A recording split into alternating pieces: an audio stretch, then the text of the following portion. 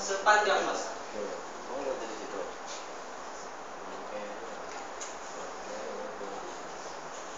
Tingginya rasa kasih sayang Rasulullah.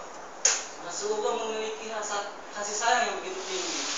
Contohnya saja, ada wanita tua yang selalu menyakiti hati Rasulullah dengan meletakkan kotoran, najis, dan yang lainnya di jalan yang selalu dilewati oleh Rasulullah.